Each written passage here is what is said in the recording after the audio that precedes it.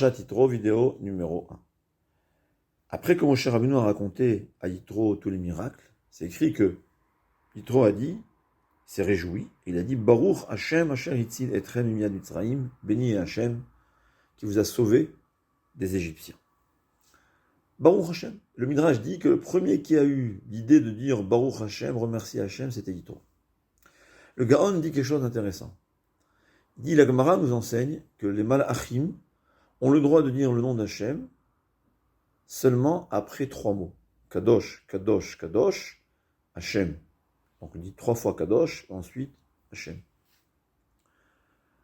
Par contre, les béné Israël, nous on dit Baruch Ata Hachem, Shema Israël Hachem Elokeinu. On a le droit de dire le nom d'Hachem même après 2 mots. Donc les Malachim après 3 mots, béné Israël après 2 mots. Dit le Gaon, et les Guérim, eux, disent le nom d'Hachem après un seul mot. Baruch Hachem. Explique le Gaon. Au fait, cette possibilité de dire le nom d'Hachem après 1, 2 ou 3 mots dépend de combien l'homme il a fait des efforts pour s'approcher d'Hachem. Les Malachim, c'est la nature, ils sont naturellement proches d'Hachem, ils n'ont pas de Yetzer Hara. Donc ils ont le droit de dire le nom d'Hachem seulement après 3 mots. C'est une préparation, on va dire. Kadosh, Kadosh, Kadosh, et ensuite ils peuvent dire le nom d'Hachem. Nous, le peuple juif, on a un Yetzer Hara plus élevé que les Malachim, donc on a quand même le droit de dire le nom d'Hachem après 2 mots. Mais les Guérim, eux qui sont nés tellement loin d'Hachem, ils ont fait cet effort de venir de si loin, ils ont un plus grand mérite que le peuple juif. Ils peuvent dire le nom d'Hachem même après un seul mot. Et c'est ce qu'il faut savoir. De la même façon que dans la Torah. Bimkom sheba'ale teshuva amdim en tzadikim gemurim yecholim na'amod. Un Baal Teshuva, il est toujours au niveau plus élevé que quelqu'un qui n'a jamais fauté. Bien qu'on a des difficultés à comprendre, mais c'est ce que la Torah nous enseigne. Et l'explication la plus simple, dit le Rambam, c'est parce qu'un Baal Teshuva, il a des efforts à faire, des efforts parfois surhumains, que quelqu'un qui a eu cette chance de ne pas fauter n'a jamais eu besoin de faire. La même chose, un guerre tzedek, qui est encore tellement loin, et il a fait ce parcours tellement loin pour venir à Kadosh Baruch Hu, avec tellement d'efforts, combien de mérite a-t-il? Le Midrash dit, Kadosh Baruch Hu dit, regardez ce que j'ai fait pour le peuple juif. 10 plaies en Égypte, la traversée de la mer Rouge et le mont Sinaï, pour qu'il revienne à moi. Et ce guerre-là, sans que j'aie eu besoin de rien lui faire, il revient à moi. C'est-à-dire un guerre tzedek, un guerre qui le fait par conviction, parce qu'il a compris que c'est la vérité. Par amour d'Hachem, il a un niveau beaucoup plus grand que celui qui n'a pas eu besoin de faire ses efforts pour s'approcher d'Hachem. C'est ce que la Torah nous enseigne. On parle d'un guerre tzedek, pas d'un guerre qui fait soi-disant guéroute. Parfois, comme on voit dans la Gemara, peut-être que le mariage, il va faire dévoiler le judaïsme. Donc, ça s'appelle une guéroute sincère. Mais une guéroute sincère, c'est une grande valeur. C'est ce qu'il faut savoir. D'ailleurs, le Chafetz Chaim et le Rabbi Akiva Eger, les deux disent que c'est quoi la guérite tzedek? Au fait, on sait qu'Akadosh Baruch Hu a proposé à toutes les nations, c'est-à-dire à toutes les nations, à tous les âmes de toutes les personnes qui vont naître jusqu'à la venue du Mashiach. Est-ce que vous voulez la Torah? Le peuple juif a dit Naaseh Venishma parce qu'on a hérité de nos ancêtres Abraham, Yitzhak et Yaakov ses qualités. Mais les non-juifs n'ont pas accepté la Torah. Dit le Chafetz Chaim et Rabbi Akiva Eger. Il y avait des exceptions. Il y avait des âmes parmi les nations qui ont, oui, voulu accepter la Torah. Et eux, ils ont dit Naaseh Venishma. Mais étant donné que 99% de leur peuple n'a pas accepté la Torah, Akadosh Baruch Hu n'a pas pu leur donner. Mais eux, ils ont dit Naaseh Venishma. Tosfot dit que les Guérim étaient sur le mont Sinaï. Ils ont accepté la Torah sur le mont Sinaï. Je pense que l'explication, c'est comme ce que le Chafetz Chaim nous enseigne, que les Guérim, puisqu'ils ont accepté la Torah, ils ont eu le droit d'être présents sur le mont Sinaï, et eux aussi, ils ont accepté la Torah. C'est qu'il faut savoir.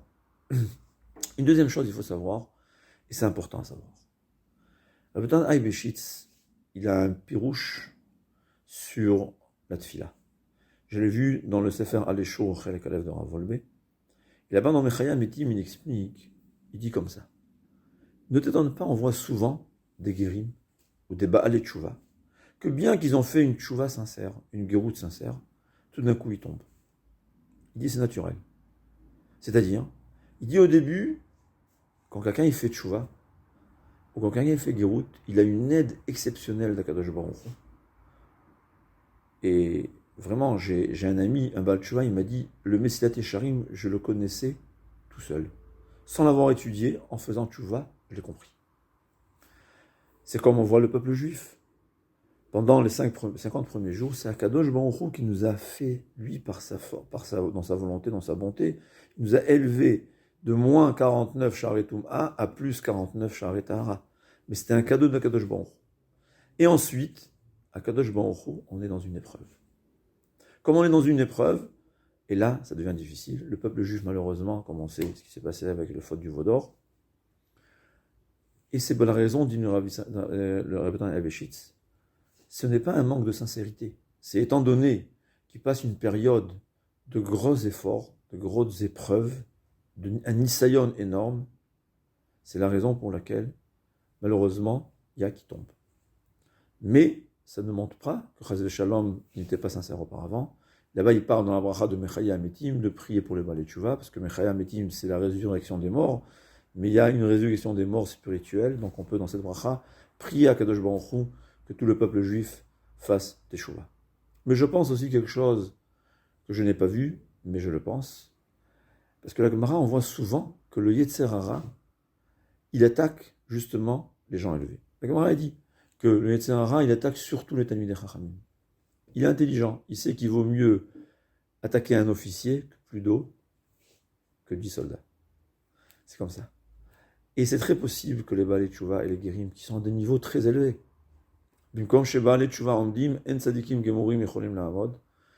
ils les attaquent.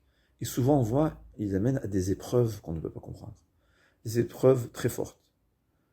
Alors, c'est vrai, il y a qui tombe, mais il faut savoir, l'épreuve, elle est limitée. Et une fois qu'on surmonte cette épreuve, après, les portes s'ouvrent. C'est toujours comme ça, et c'est dans le judaïsme, c'est toujours comme ça à savoir. C'est ce qu'on appelle Yemé Ahava, Yemé Sin'a. Toujours des hauts et des bas. Et plus on est haut, plus on a des épreuves. Regardez Avraham Avinu. Il a eu 10 épreuves qu'on ne peut pas comprendre. Comment ça se fait? C'est comme ça. Pour créer le peuple juif, on a besoin des épreuves. C'est ce qui va nous forger, c'est ce qui montre notre sincère volonté. Et c'est la même chose pour tout celui qui découvre le peuple juif, que ce soit un Baal Tchouva ou un Ger Tzedek. Les épreuves sont grandes. Mais il faut savoir qu'il y a une limite, et toute épreuve, Hachem nous donne la force de la surmonter. Une fois qu'on surmonte, on est content au contraire, parce qu'on voit qu'est-ce qu'on a acquis en surmontant nos épreuves. Mais c'est ce qu'il faut savoir. Plus l'homme est grand, plus l'épreuve est grande. Mais plus la possibilité de surmonter va nous amener à des hauts niveaux. C'est ce qu'il faut savoir. L'épreuve peut se traduire par des difficultés dans la religion, des difficultés même physiques. On voit des gens que d'un coup, comme un Baal Tchouva me dit, depuis que je fais tchouva, j'ai plus rien à manger, j'ai plus de parnassa. Oui, c'est une épreuve. Mais après, Akadosh Baruch Hu nous fait sortir. En général, c'est aussi pour peut-être faire pardonner le passé. On ne sait pas les calculs d'Akadosh Baruch Hu parce qu'il y en a des milliards et on n'est pas. C'est vraiment impossible de comprendre même le plus petit des calculs d'Akadosh Baruch Hu. Mais il faut savoir que tout est juste et tout est pour notre bien. En tout cas, plus l'effort est grand, plus c'est une preuve qu'on est à un niveau élevé. Et plus il faut savoir qu'en surmontant cette épreuve, on pourra encore plus grandir et réussir. Kol Tov.